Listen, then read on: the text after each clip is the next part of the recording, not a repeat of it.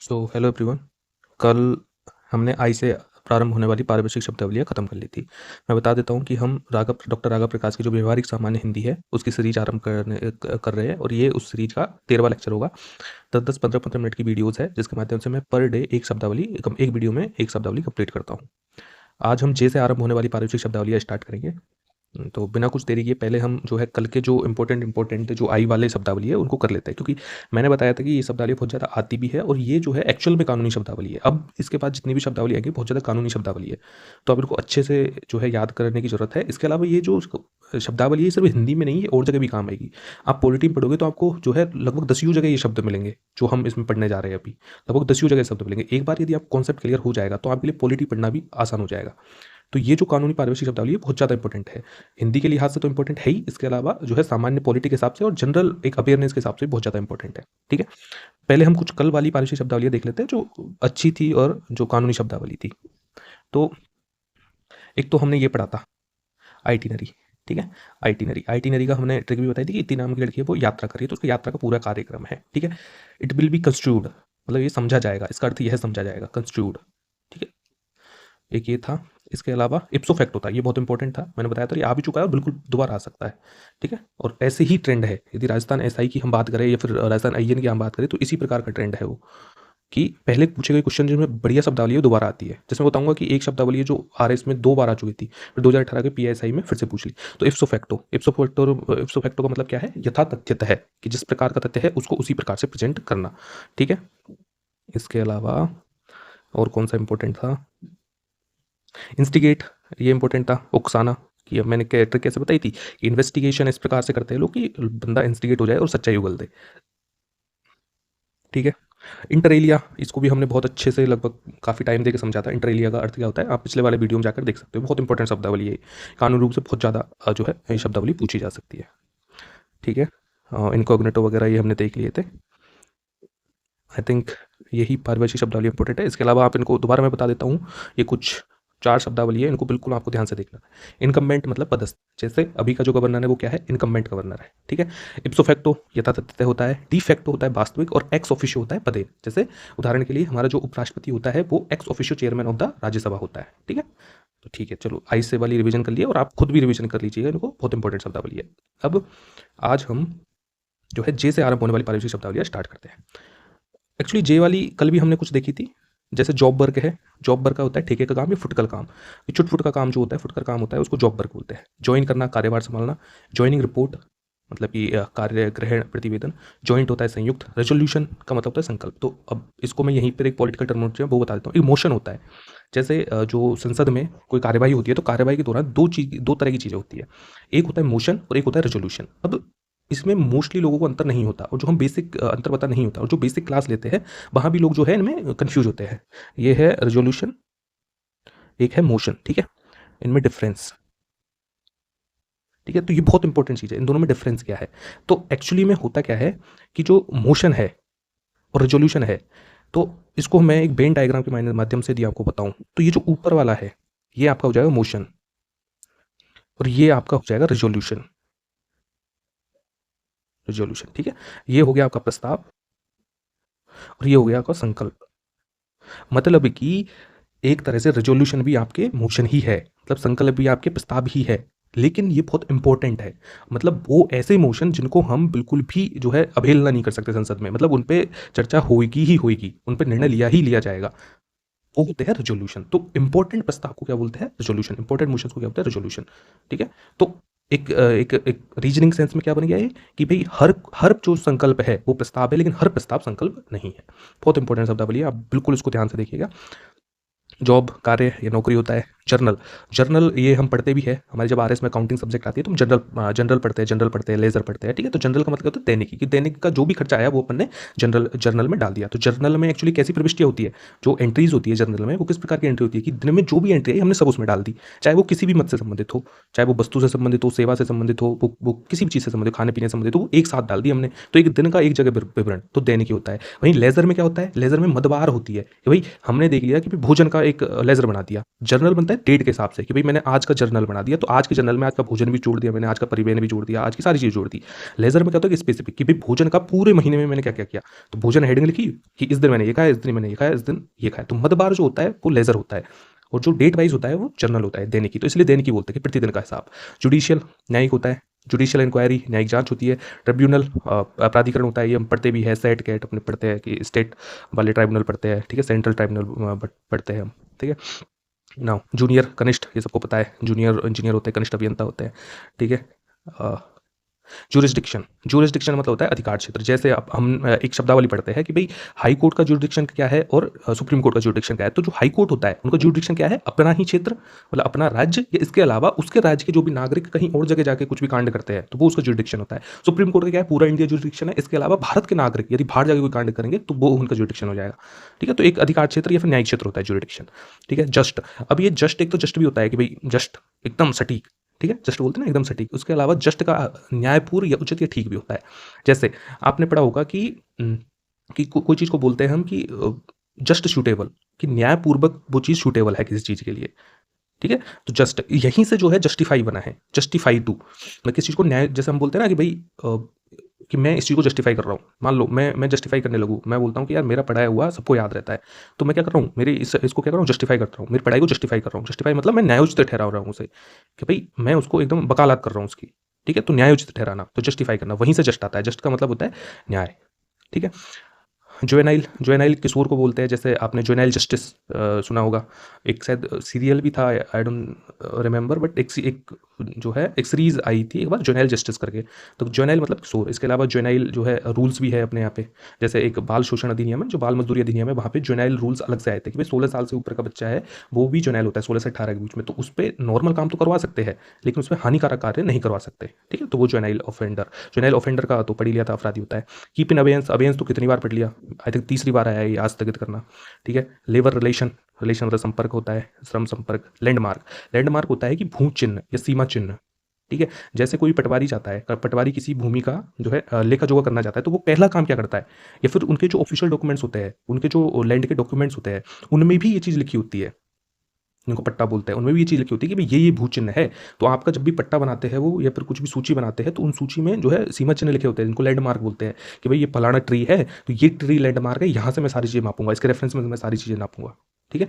तो इसलिए आपको देखा होगा कि जितने भी हम ग्रामीण परिवेश से आते हैं तो एक पर्टिकुलर खेत होता है, उसमें एक जगह होती है जो सबको याद रहती है, ठीक है, क्योंकि वहाँ से हमारी भूमि की नाप होती है। वो पटवारी भी यही बताता है कि भाई ये आपका जो है लैंडमार्क है, ठीक है। Land tenure, land tenure system. अब एक्चुअली में टेन्योर का मतलब क्या होता है, समयावधि, बट लैंड टेन्योर सिस्टम इसको बोलते हैं पट्टेदारी व्यवस्था, ठीक है। तो इसलिए लैंड टेन्योर का मतलब है पट्टेदारी, भूधृति। पट्टेदारी व्यवस्था एक्चुअली जो किराएदारी जो व्यवस्था है ना, कि भाई किसी चीज़ को किसी को पट्टे पर देना, लीज पर देना, बिना उसका स्वामित्व दिए हुए, तो ये पट्टेदारी व्यवस्था थी, लैंड टेन्योर। टेन्योर का मतलब कि वही किसी अवधि, कितनी अवधि के देना, तो लैंड को किसी अवधि के लिए देना, परमानेंटली नहीं, अवधि के लिए देना, तो पट्टेदारी व्यवस्था, ठीक है। लैप्स मतलब किसी का बीत जाना, व्यपगत हो जाना। जैसे हमारे फ़ोन में एक फीचर आता है टाइम स्लैप, ठीक है। टाइम स्लैप करके एक फीचर आता है। तो टाइम स्लैप क्या है कि भाई समय को बहुत जल्दी करना, कभी तेज़ करना, मतलब समय से छेड़छाड़ करना, बिता देना, समय को जल्दी से बिता देना, व्यपगत कर देना, खा जाना समय को, ठीक है। तो टाइम स्लैप पे ये तो होता है कि वो जल्दी जल्दी वो बढ़ता हुआ आएगा।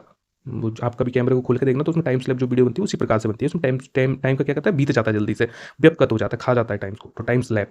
तो ये लैप्स का मतलब वही है, कोई चीज़ बीत जाना, ठीक है। इसी प्रकार से और भी देखते हैं हम कि भाई जुडिशियल टर्मिनोलॉजी में भी है कि पर्टिकुलर कानून जो है यदि वो अपनी मूल जो संरचना है संविधान की उसके अनुसार नहीं रहेगा तो वो लैप्स कर दिया जाएगा, ठीक है। इसके अलावा लास्ट पे ड्रॉन या अंतिम वेतन प्राप्ति, इसको क्या बोलते हैं, अंतिम वेतन प्राप्ति, लास्ट पे, ठीक है।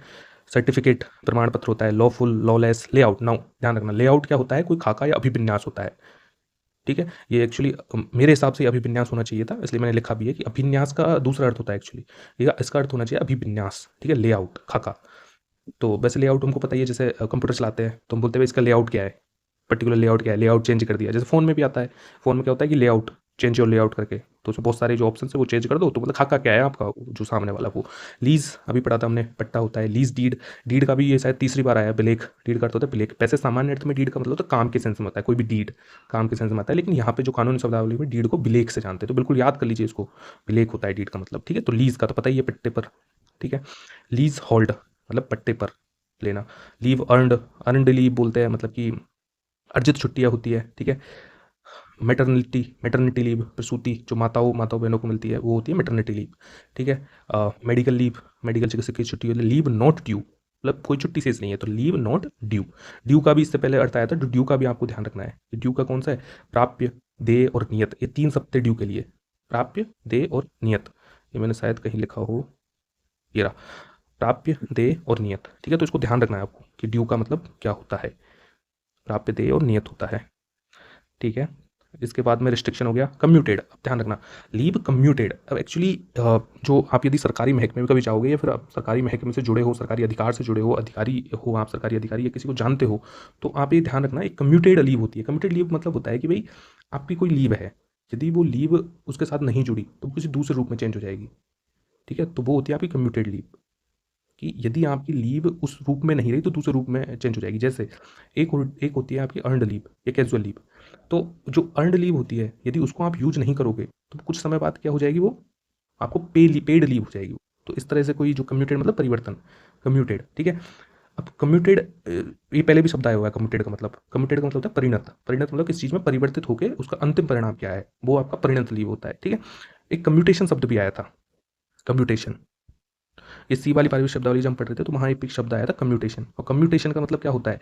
लघुकरण या संक्षिप्तीकरण। ये हमारी उसमें आया था क्षमादान की शक्ति, राष्ट्रपति की आर्टिकल 72 में जो क्षमादान की शक्ति आती है उनमें एक टर्मिनोलॉजी आती है कम्यूटेशन, जिसका मतलब होता है लघुकरण या संक्षिप्तीकरण, मतलब सजा को कम कर देना, कम्यूटेशन कर देना। तो ये 3 शब्द है, मैंने लिखे भी होंगे शायद, ये हाँ, ये 3 शब्द है, इनको आपको बिल्कुल याद रखना है, ठीक है। कि म्यूटेशन का मतलब क्या होता है? अब एक्चुअली सामान्य शब्दावली में तो तीनों का अर्थ ही परिवर्तन होता है, ठीक है। और इसीलिए आप इनको याद भी इसी से रखोगे कि जहां भी म्यूटेशन आ जाए, म्यूटेशन का मतलब है उत्परिवर्तन।